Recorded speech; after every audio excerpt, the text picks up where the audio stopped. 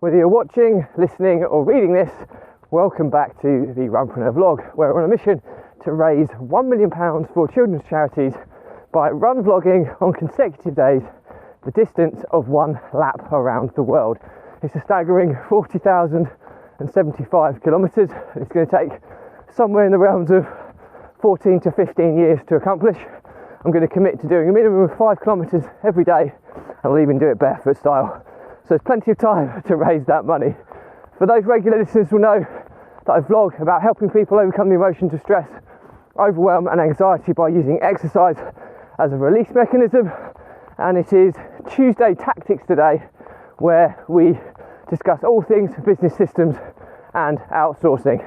It is a beautiful morning, the sun is shining, it's quite fresh but not too cold, so great running conditions. So as always, if you like this episode, we're going to talk about high-level property business systems. Okay, so if this is of any interest to you, please give it a like and subscribe, and let's get started.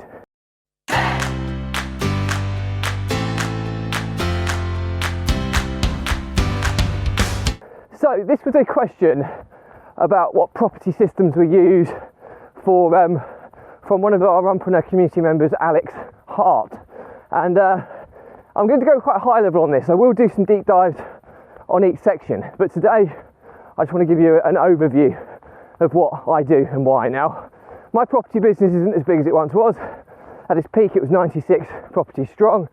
We're now somewhere in the region of about 50, as we've sold stuff off for various reasons, consolidated the portfolio, and we're looking to grow it now quite aggressively, but in a very different strategy. So firstly, a very kind of loose overview of how the property portfolio was evolved and how it got to where it got to. Is got involved in property in my early 20s, some 16 years ago, and we got involved in a lot of no money down strategies. A lot more difficult to do now, but you could do them. There was a bit of a loophole really. You could do it all legitimately, but we were ultimately buying properties below market value and getting 100% mortgages for them by using option agreements. And we did that. We basically bought 40 or 45 properties by recycling the same deposit over and over again. And once we got to that stage, the loophole was closed. The FSA got involved and said mortgage lenders need to ask certain questions that if you answered them in a certain way, i.e. are you using any option contracts in this transaction, then it just meant the mortgage lenders wouldn't lend. So that loophole kind of got nipped in the bud, but we'd already been through the process 45 times or so. And then we just recycled. Every property had 25% equity. We just cyclically refinanced the money out, reinvested it, bought more, and it gradually got us up to 96 properties. The issue with that strategy was we had to buy where the deal was, because it relied on a below market value strategy. So we had properties all over the country. So roll on 15 years down the road, we had a mixed bag of buy-to-lets. We did a lot of HMOs, a lot of service accommodation, even a commercial to resi conversion, which went horribly wrong, which I still own. That we're now consolidating, getting rid of all the stuff that's out of our areas that we generally invest in, and now we're reinvesting funds into areas where we want to continue growing. So, and what we're doing now when we're buying properties is putting them on long-term government-backed leases for 10 years or so.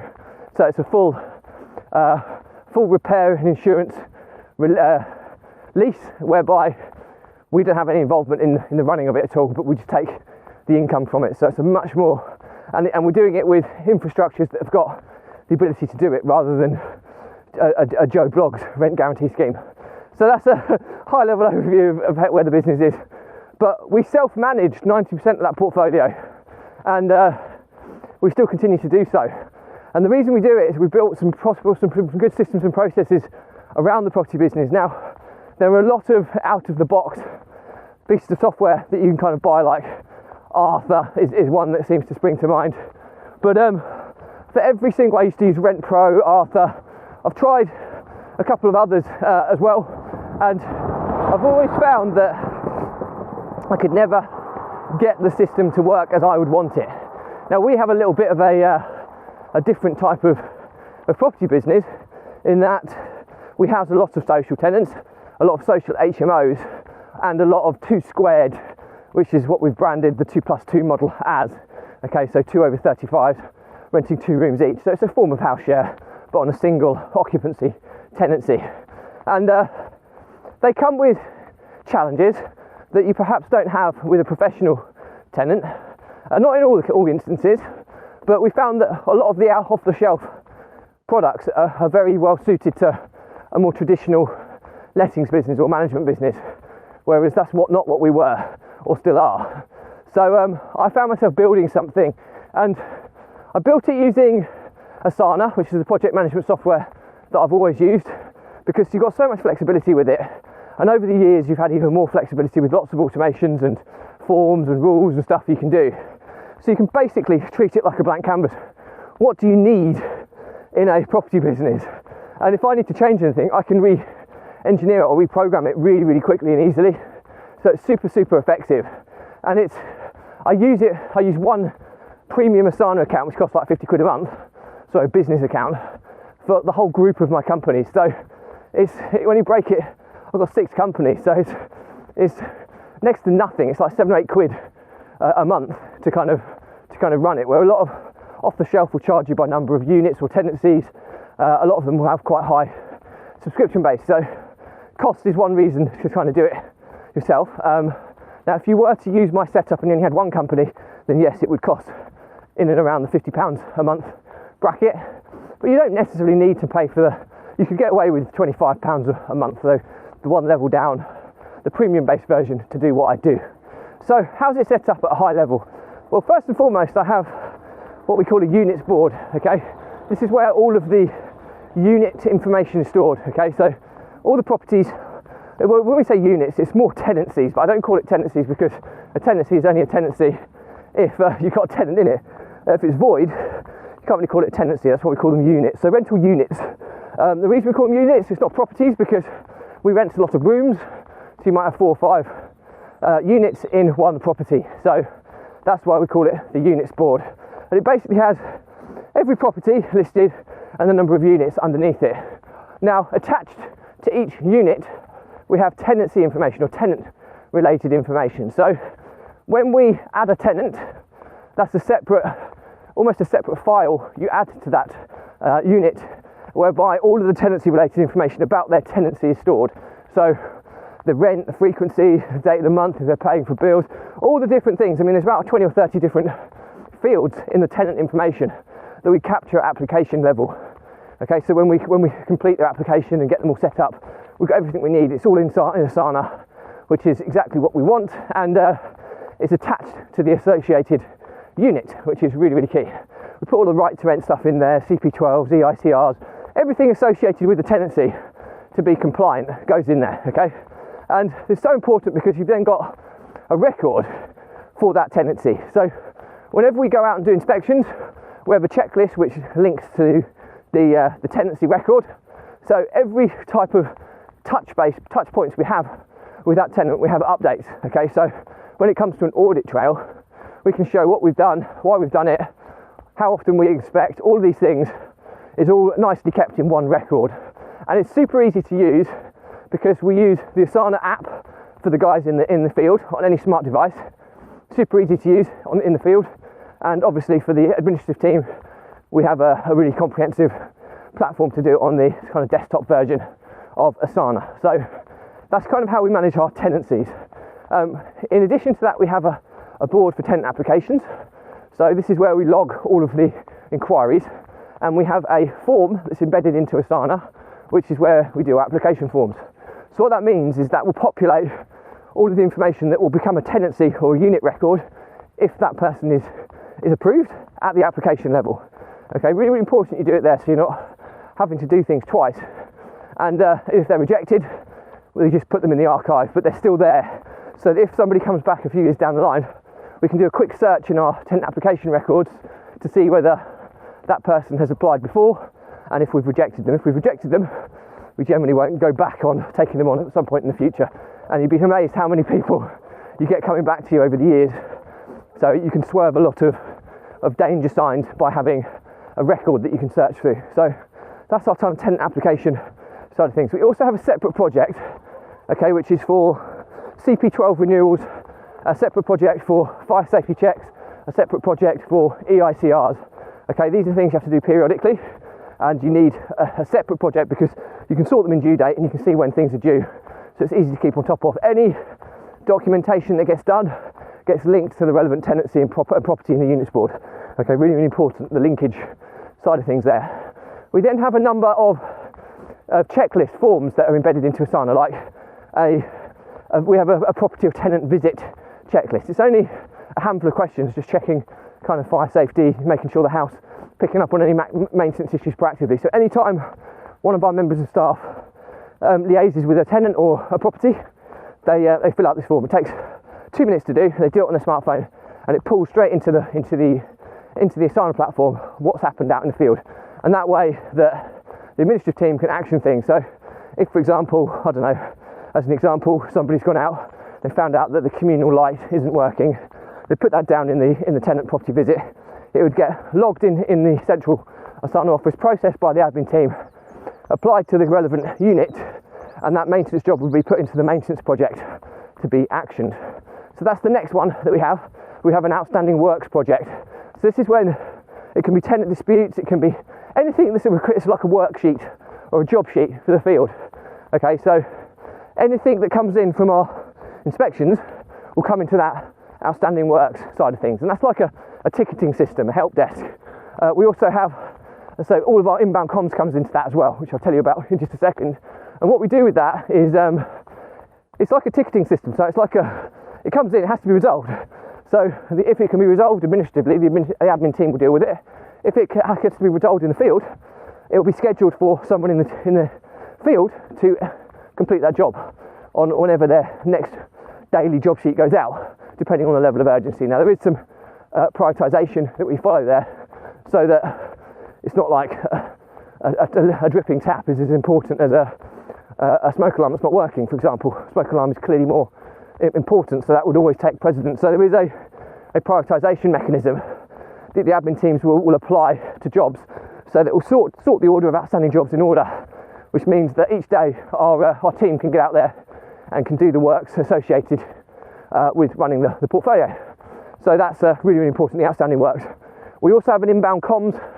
So basically we try and avoid inbound telephone calls wherever possible, apart from the extreme emergencies. And we have a web-based form, a text messaging service that the tenants can utilise, so that when they've got an issue, they put it in and it automatically then comes straight into Asana and it's logged in writing. So in emergencies we take calls, but we make it abundantly clear that it has to come through the channel. So if somebody reports something by the phone and it isn't an emergency, we say, right, you need to put that in a text message or fill out the web-based form, otherwise it won't be logged. And we just tell them that to get them, educated into how we operate, which then means it's in writing, and it then means nothing's missed. And obviously if the tenant doesn't do it, it hasn't been urgent enough for that tenant to warrant reporting it. So we always get that, and then we've got an audit trail to show that the tenant actually reported it, rather than phone calls that messages can be missed, etc., etc. So that's really, really important. The next stage is the financing side. So we use Xero and we use Receipt Bank, or what's now known as Dext. So we have the reporting side of things. We have a tracking category for every property, so that we can look at on a monthly basis and see how profitable our properties are. And if one is performing poorly for a considerable amount of time, then we make decisions about the long-term sustainability of it. So we're tracking everything by tracking code. Every tenant is a new customer in Xero as well, so all our rent statements come from Xero, and we're getting invoices raised for the rent every month, so it's very easy to track rent due against rent paid. And we have the accounting team. I have a whole finance team really that does all of the accounting for my group, and I also have a finance director as part of that who scrutinises the reports and stuff with me, which is invaluable. So I have a fully outsourced finance operation, but it is so important to run your business with financial clarity. So basically customers are tenants, tracking codes are properties, so that you can get those reports. I have a balance sheet, I have a cash flow forecast, and I have P&L that we go through on a monthly basis with the finance director, and we set targets based on the financials. So really, really important. But we also then have a maintenance budget. This is important. This is, well, it's a field team budget more than anything. So cost of fuel, any outside contractors bringing in, any paid for on pay-as-you-go work that they're using, any supplies they're buying. We've historically monitored this, and we adjust the budget usually once a quarter, and we have a separate account that the maintenance or the field-based manager has access to, and he runs that. Now that's where Dext is used. So anything to spend, all receipts are photographed and inputted into Dext, which goes automatically into Xero and is catalogued, and rules are set up accordingly so that stuff is catalogued and itemised to the right departments. You can also categorise expenditure against properties on Dext as well at that point of sale, so that the accounting team can see what expenditure has gone to which property. So again, that's super important that that's kind of dealt with. So that's kind of really high level how the property business runs. It sounds quite complicated. It was built up over a number of years, but we've kind of built it into something that's pretty easy to use now, and it just gives us so much flexibility. If we want to change anything, we can change it, whereas a lot of out-of-the-box software packages might be suitable in many respects, but I've tried some that sync with Xero and things like that, but they just don't. I mean, the other thing that's important as well is TransferWise. So we have a lot of remote workers or people from the Philippines. People call them virtual assistants. I think it's a bit of a slurred word now, so I like to refer to them as remote team members. Some in the Philippines, some in Bangladesh. We also have our finance teams based in South Africa, so we're a bit of a global operation in that regard. So we use TransferWise, and that protects risk on the financials. So the finance team do all the payments. The payment runs every week, but over the course of having financial clarity, we give the finance team budgets in TransferWise, and they have access to TransferWise. So basically we transfer once a month money into TransferWise, which covers all of the staffing costs, all of the one-off costs and things that we've budgeted for, and builds up a little bit of a fund for them to manage. So I don't have to do any payment runs or pay people. That's all taken care of automatically, which is super important. So TransferWise is so important because not only can you give people a card with a limited, it's like a prepaid setup, but you can also have it's like a separate bank account as well. There's a small setup cost to get the bank account. It's about £15 a one-off, but it's worth its weight in gold because you can pay all different countries, so for staffing overseas, etc. And you can also send and receive money as a UK-based bank account or a bank account in whichever native country. And you can provide a virtual debit card as well that allows them to make payments using card as well. So it has all your kind of bases covered without the red tape of getting stuff set up with a proper bank. And honestly, I've spent months and months trying to set up things with banks, and this is a setup that really works. And our exposure is only ever limited to a month's worth of budget that we've set, which is a tiny fragment of what our monthly take home is. So it's very well protected, and I'm comfortable with that level of risk. And we've been doing it for so long now that the trust is pretty much there. So that's the final one, which is really important, to outsource the payment runs. So that's as a high level. Now I will go through each of these sections in detail. So live content creation here. So I'm going to speak to my video editor Sam. If you can add to my dashboard a task for breaking down all my property management systems and doing separate episodes on each of them, and then I can obviously add those to the content plan. That'd be amazing. That would be cool. So that will happen now, which is the joys of live content creation. So that's pretty much it. So if you've got any questions on this, drop me a comment. I'll respond to everyone. If it's a bigger topic, I'll do a separate vlog episode and tag you in. Do check out the links in my bios to keep track of my journey on this epic challenge to raise £1 million for children's charities by blogging on consecutive days, distance of one lap around the world. And also you can access my content via video, audio, or blog form, so you can listen, watch, or read it, and it's all catalogued nice and neatly in by playlist, so you can find topics that are very relevant to you nice and easily. As always, the content I talk about is about helping people overcome the emotions of stress, overwhelm, and anxiety by using exercise as a release mechanism. And it's so important because we all experience these pressures in the form of stress every day and every week. And if you don't release them with a release mechanism. I use run vlogging as my release mechanism, and it just allows me to clear my head, process what's happened, gain clarity on where I am, refocus and move on. If you don't have that process in place, those stresses and pressures build up like pressure in a pipe, okay? And without a release mechanism, the pressure builds. Before you know it, you start being overwhelmed. When you're overwhelmed, you've got too many things going on in your head that you can't you almost have a seizure, or you freeze and you start procrastinating because there's too many, you don't know where to start, where to turn. And then very quickly from that stage, if you don't release it, it turns into anxiety or panic. And then you're kind of flirting with mental health issues, which is something that we clearly want to avoid. Now, I've been there. I've lost multiple businesses because of these reasons. I've lost multiple business partners, and I've almost been bankrupt over the years because of this. So I know what it's like, and there's no coincidence that since I've been using my release mechanism, which is my running vlog, that in the past 10 months of doing so, I've made more progress than I had done in the previous 4 years. So there's no coincidence. Hopefully there's enough social proof this stuff really works. So my pledge to you, if you are somebody who's struggling with these emotions and managing them, drop me a message, okay? There's no catch here. There's no sale ever on the Runpreneur vlog, okay? It's all value giving, and it's about raising money for good causes like children's charities. So there's no ever any sale. So reach out, drop me a message, and we'll jump on a quick call. Many have already done so, and I'll talk you through some simple steps that you can use that I know are going to be transferable into your life, and they'll make a huge difference. And many have taken me up on this, and I know we've made some really positive differences to so many people's lives already. And I always said, if this vlog helps just one person or saves one business, it's been 1,000,000% worthwhile. So that's it from me today. As always, like this episode, give it a like, comment, and a subscribe. Do check the links in my bios where you can watch, listen, and read it, and most importantly, keep up to date with my mission to raise £1 million for children's charities by run vlogging on consecutive days, the distance of one lap around the world. And all that's left to say is, as always, stay positive, stay happy, and I'll see you tomorrow.